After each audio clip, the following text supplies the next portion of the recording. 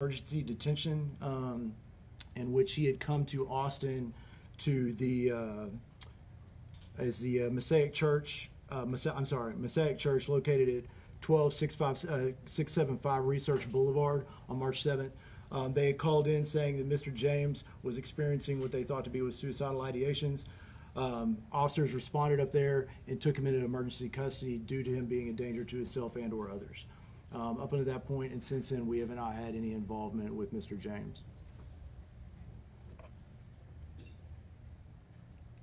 Continuing along, really quick, this just shows a brief overview of the case in sequential order.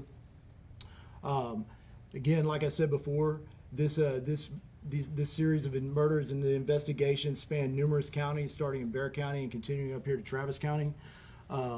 Numerous investigative agencies were involved with this. Again, like I said, it lasted in excess of over 8 hours during the investigative time and the time during which the crimes were committed. It included included 6 major crime scenes and numerous other smaller crime scenes that we had to investigate. Those crime scenes included 7104 Berkman, which is the Northeast Early College High School, at approximately 10:41 a.m. That was handled by our Ag Assault Unit, and that is the case in which Mr. James is charged with 1 count of aggravated assault on a peace officer. Following that, we also investigated the double homicide that occurred at 7315 Shadywood Drive at approximately 11:59 a.m. when that call came in. That case was investigated by the Austin Police Department's homicide unit initially, and that is in which the 2 victims were charged. He is charged with capital murder in the murders of Emmanuel Potba as well as Sabrina Rodman. Following that, the next crime scene was at 5701 Slaughter Lane that was called in at 5:47 p.m. That's going to be the aggravated assault that he is charged with in first-degree felony for the shooting of a bicyclist down there on the hike and bike trail in South Austin. The next crime scene that we investigated was at 5376 Astro Loop. This call came in at approximately 6:49 p.m. This is also investigated by the Austin Police Department Homicide Unit, in which the murders of Catherine and Lauren Short occurred. Again, those are the other 2 capital murder charges that he is facing at this time.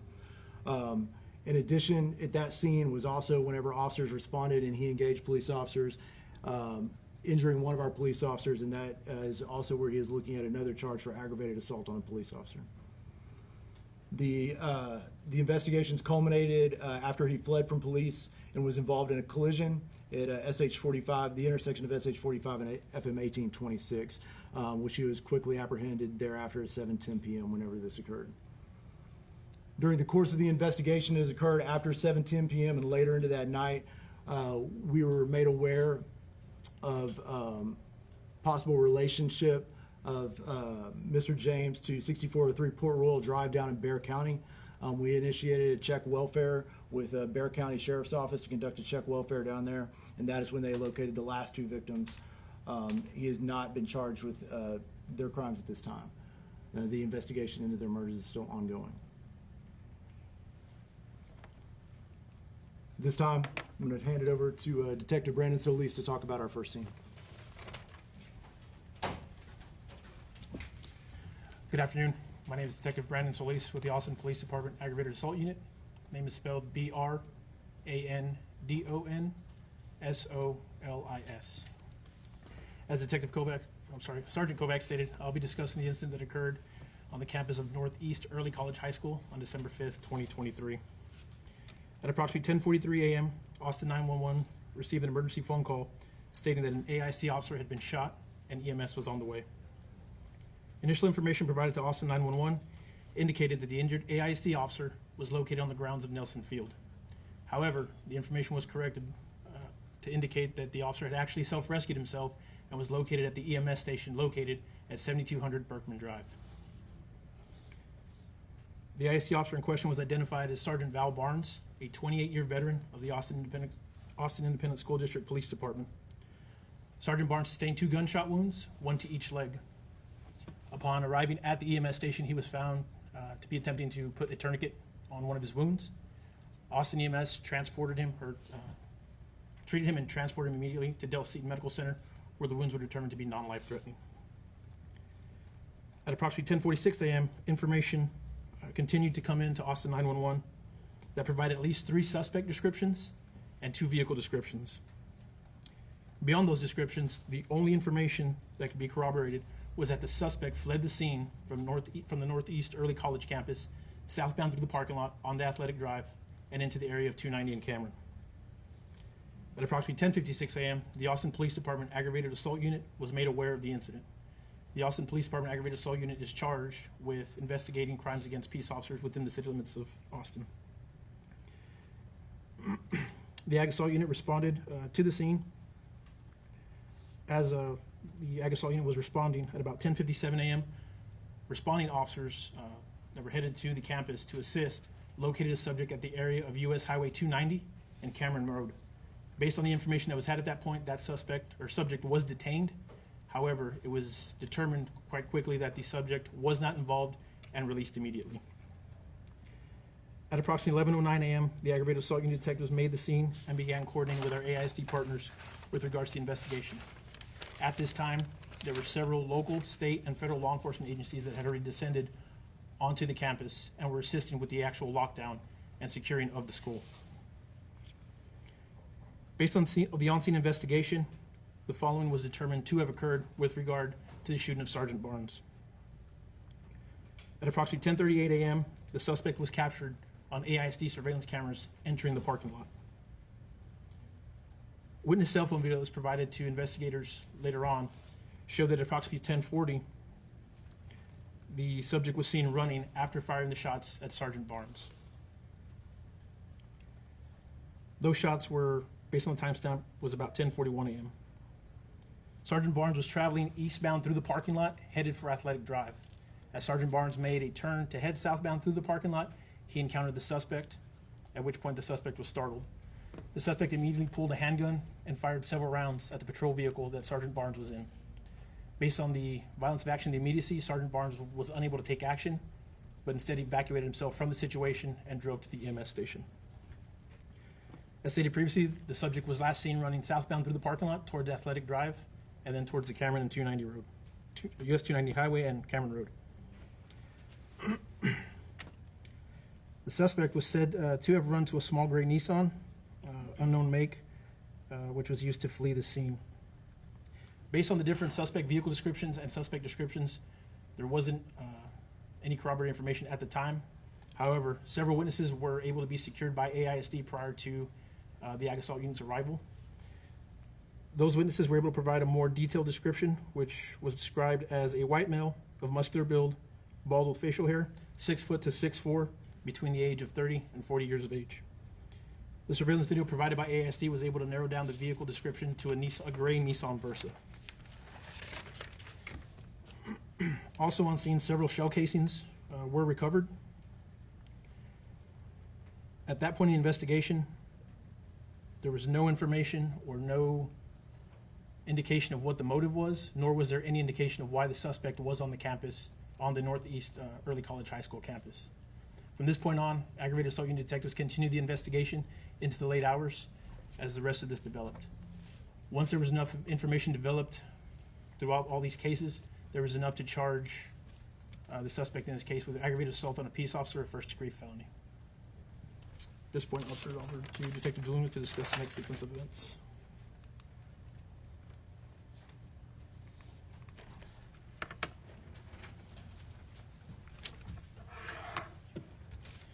Good afternoon. I'm Detective Randy DeLuna with the Austin Police Department Homicide Unit. My name's spelled RANDYDELUNA, and I'll be providing the information related to the incident on Shadywood Drive. At approximately 11:59 a.m., Austin Police received a call of a drive-by shooting with a male and a female victim on Shadywood Drive. Soon, multiple calls began coming in of shots fired on Shadywood Drive. Austin police officers arrived on Shadywood Drive at 12:04 p.m. and located a male victim with multiple gunshot wounds. The male victim was later identified as Emmanuel Popba. Life-saving measures were attempted on Mr. Popba, but were unsuccessful, and he was pronounced deceased on scene at 12:16 p.m. Officers located a second victim, Sabrina Rockman, who was found with a gunshot wound at a nearby residence. Mrs. Rockman was transported to the hospital where she succumbed to her wound and was pronounced deceased at 12:40 p.m. Austin Police homicide detectives were notified and responded to the scene to interview possible witnesses and to canvass the neighborhood for video surveillance footage.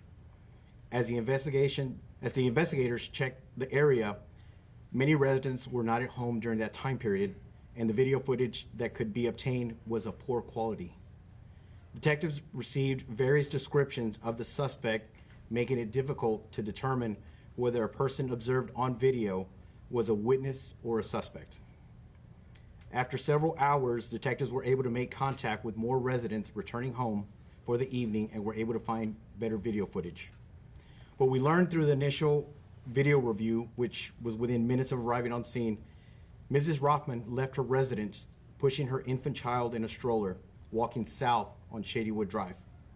Shortly after, Mr. Popbaugh was observed walking out of the same residence, heading north and out of the view of the camera. Mr. Popbaugh had been at the residence since earlier in the day to help the family move into their new home. A suspect was observed on video at that time walking north on Shadywood Drive on the opposite side of the street in the direction of where Mr. Popbaugh was last seen walking. Mrs. Rockman was then viewed running toward the front door of a neighbor's house with the stroller.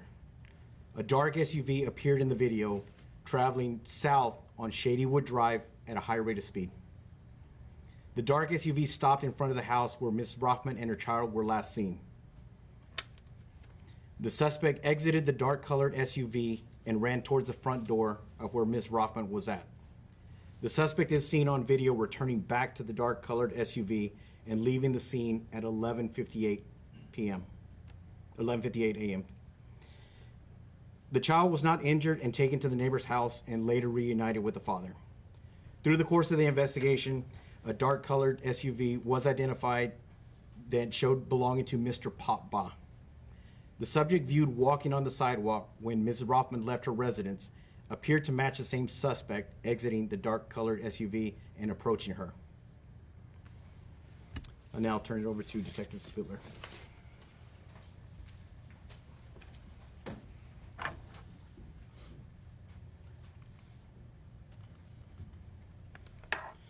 Good afternoon.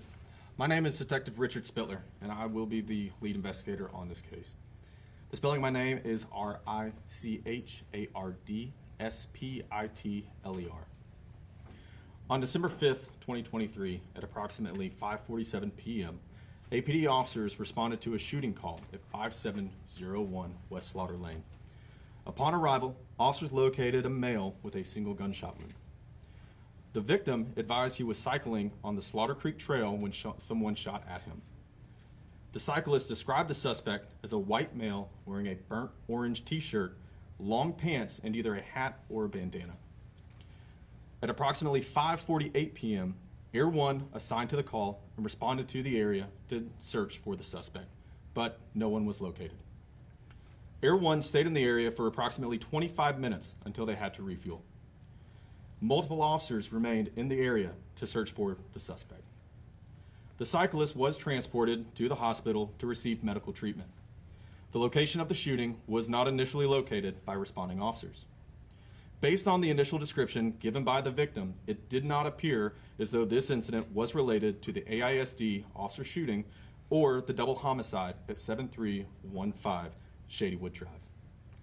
At approximately 6:49 p.m., APD officers responded to a burglary in progress at 5376 Austral Loop.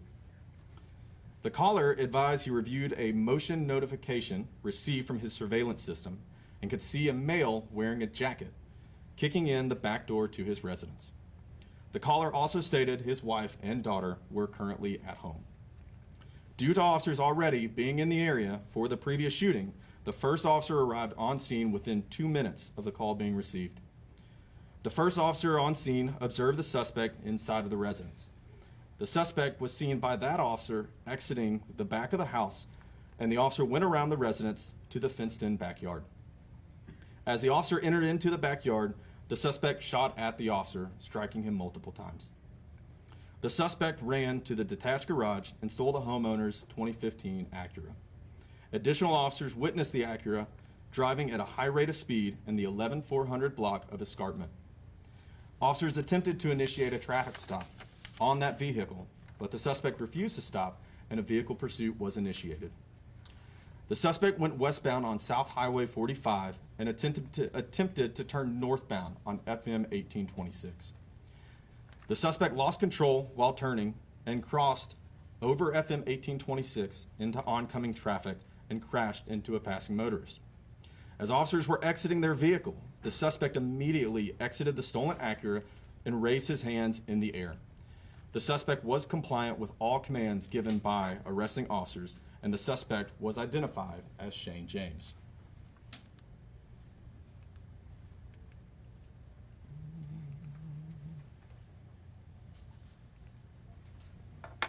The driver of the vehicle the suspect crashed into had minor injuries and was evaluated by EMS on scene.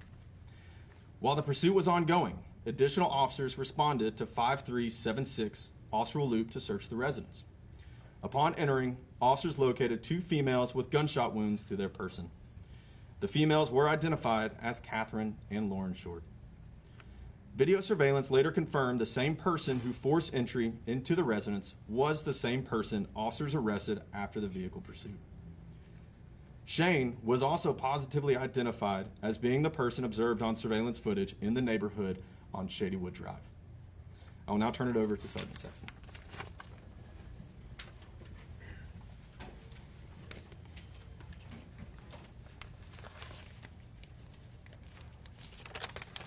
Hello, my name is Sergeant Nathan Sexton. I'm one of the sergeants with the homicide unit. My spelling for my name is Nathan Sexton. So just to give some background for that particular day, this past Tuesday, December the 5th, that day alone we had over 50 violent crime calls for service between 1 p.m. and midnight. After 5 p.m., 8 of those calls required 3 or more units to respond, and you can see a listing here. This is just a snippet of some of the calls in that time frame. But they include a stabbing with a machete, multiple guns being pointed at various subjects throughout the city, male being shot and transported to the hospital. So as the day is rolling on and we're here at the headquarters, we have all these calls that we're trying to filter through, as well as filter through everything else that we've had coming in with multiple suspect descriptions. So as you can imagine, it was a little chaotic that day in trying to determine if there were any commonalities or a common suspect or description from any of the scenes. Various investigative units were working on this. As we've mentioned, we had our aggravated assault unit, all the units that the chief had mentioned, which can make it a little bit difficult having communication between units and jurisdictions and other agencies. As you can see here, it's not uncommon for multiple shootings to occur in the same day and for them to not be linked. That day, multiple units had spent time going from door to door from residences and from business to business at the AISD scene and also at Shadywood at the first double homicide, attempting to locate any better film footage, surveillance video, still photos that they could possibly find. As Detective DeLuna had mentioned, we were able to initially find a video which kind of basically showed what happened, but it wasn't good enough to make any sort of identification on the suspect. It wasn't until much later in the evening where we were able to get that footage. There had been an attempt to put together surveillance video and still images when we did get it, to put that out to the public. As that was being put together, we were notified of the police chase and it crashing out, and we were actually able to pull this up and live stream it from body cameras from the officers and identify that he was wearing the exact same clothing, fit the exact same description as the footage that we had just received not very long before that crash. At that point, we transitioned this to a press release to identify and address all the events of the day. As there were quite a few of them we had to piece together, and we still continue to canvass across town trying to find video evidence and other evidence in general, to include trying to locate those suspect vehicles, to include the Versa and a Toyota Sequoia. The Toyota Sequoia was located at 5800 West William Cannon, and that was at 8 p.m. The Nissan Versa was located at 10:40 p.m. at an academy nearby, so it appeared he had basically dumped the vehicle and walked within a mile or two of that area to commit each double homicide.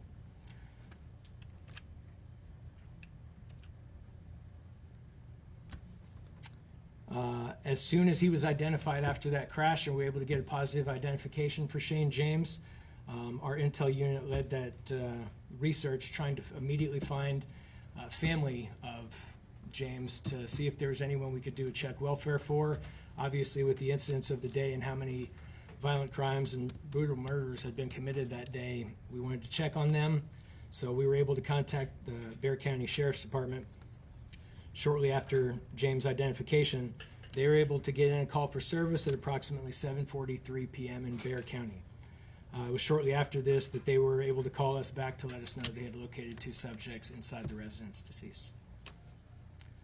We later on discovered the purchase of the firearm that had been used, and it was made through a private party sale back on July the 2nd, 2022.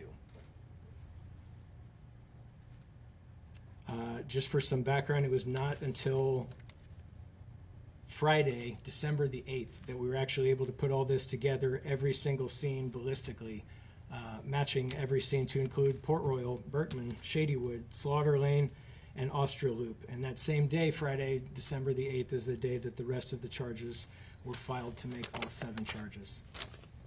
Records available show this is the most murders committed in Austin by any one individual since 1991. We want to thank everyone involved in this investigation.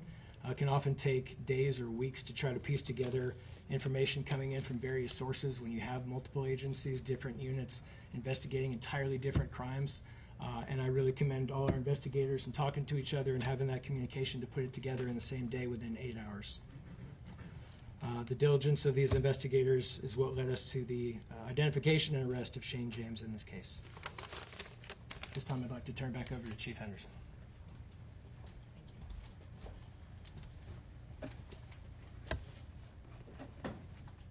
I do want to thank my staff for putting that timeline together.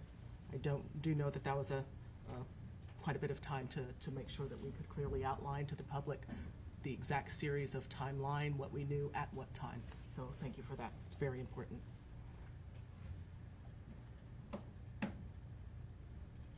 Please know that everything that has been shared with you here today gives a better understanding of how each APD unit and our public safety partners work swiftly and collaboratively to identify the suspect and take him into custody. With the sporadic nature of how these incidents unfolded, the length of time that it takes to canvass a scene, gather information, and have an understanding what occurred, how quickly our teams work together in order to get that information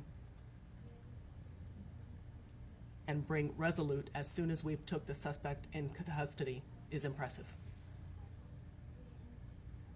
In the immediate aftermath of the tragedies, we were not in a position to put out information because of the sheer breadth and scope of everything that we had learned in such a short period of time. We did not want to do anything that would bring harm to the investigative process. I also want to highlight the excellent response times to each of these incidents. Even in the midst of our staffing crisis, our officers were committed to providing the highest level of professional work our Austin community deserves. It was backfill officers who were the initial responders to the final call on Austral Loop, who arrived in just over 1 minute of the call being dispatched and likely prevented more harm to our community. I could not be more proud of our officers and our department as a whole. Again, condolences to the families of these victims, and I thank all of our heroes that put their lives on the line every single day to keep our community safe. I will now open it up for a few questions. Hi. I know that you talked before, and APD has about why alerts weren't sent out, but there's still many members of the community, and also I know some victim families that I've spoken with that are upset that no alert was put out. And so I wanted to give you a chance to kind of respond to some people saying that it was insufficient, that nothing was put out. And I was also curious, what actions are y'all taking, possibly considering to change how alerts are sent out to the public? Yes, sir. Thank you for that question. Please note, as stated, as we went through the timeline, it was unclear as to a description that could be provided to the public that would be of use, if you will, just because we had varying descriptions from the initial incident. Even from the initial incidents, there were approximately three different descriptions that we were provided, and we're not in a position to communicate something to the public that would be of value. Please understand, since this incident has occurred, we have already had meetings with Sally Hernandez, with Travis County Sheriff's Office, also with Chief Sneed, on working with, collaborating on how, if there is something to put out, which is the appropriate entity at what time. Chief, I'm sorry. Yes. Chief, just kind of piggybacking off of that, it looked like in the affidavit you said for the first incident, at some point you realized that students had videos, that they recorded something, and there was also a surveillance camera, and from that you were able to do a still photo. Can you talk to us about, one, when that video was provided, and two, because you mentioned something about quality of the videos, can you describe why that couldn't have been put out? That would have kind of maybe helped with the description. Correct, and I'll have to pass that to one of the investigators who would best. Detective Solis? Okay, thank you. So to your question, at that point in the investigation, the video wasn't of enough substance to where we had a license plate to provide to anybody, and the actual depiction of the suspect was from the back. There's no face. That, coupled with the three plus different descriptions we got, made it difficult to put out any substantive information to the chains of command to put out to the public. Is there any difference in how this is handled because it was at a school? I mean, we've seen so much concern over school shootings in particular. We know the suspect left after shooting at Sergeant Barnes, but is there any difference in how that should have been handled just because of who was there at the school? No, at that point, based on the resources we had at the time prior to Sergeant Barnes being shot, we can sit here and say, well, he had a body cam, he had in-car video. Unfortunately, at the time that Sergeant Barnes made contact with the suspect's violence of action prevented Sergeant Barnes from reacting, which there was no activation of body-worn camera, there was no activation of in-car camera. The cameras that we had on campus that were provided to us by our AISD partners only gave us that portion to work with. And we were even lucky enough that the students kept their wits about them to even record on their video cell phones to provide us with that little information. Based on everything we had available to us, I think that was the best that we could do at the time, and I don't think we could have. While you're up here, one more question. So we know the students were there, we know there was another employee there. Were they out in the parking lot or were they inside the school? We know that school doesn't have a gate. Are we talking at the time of the shooting, or? Yes, at the time of the shooting. Based on our investigation, the students were out in the parking lot when it occurred. However, due to the shock of the incident, the students were able to provide much more information than what we got. What's in the investigation. Detective Solis, according to an affidavit that was released today, a still photo from Shadywood was shown to Sergeant Barnes, and he was able to identify the suspect. At what point were those two incidents connected? That connection wasn't made until late in the evening hours when we had more information available to us. That information was not known at the time that the aggravated assault unit was investigating the shooting of Sergeant Barnes. So even though there wasn't a clear suspect description at first, couldn't an alert have gone out letting people know that there was a police shooting suspect in the area? There could have been, but unfortunately, without any substantive or corroborated information, that would have only done a disservice to not only our investigation, but I think to the city as a whole. When you provide information that isn't corroborated, it's gonna backlog us. We're gonna spend more time trying to fish out what isn't legitimate, as opposed to putting out information that is correct and corroborative that can actually help the investigation and not deter us. At some point, between the Shadywood Drive shooting and the biker shooting, there's a big chunk of time missing. Do you guys know what he was doing in between that time? That isn't my part of the investigation. I can turn it over to the Sexton. Unfortunately, we have absolutely no idea what he was doing. We were able to, when he was found, he had no phone on him.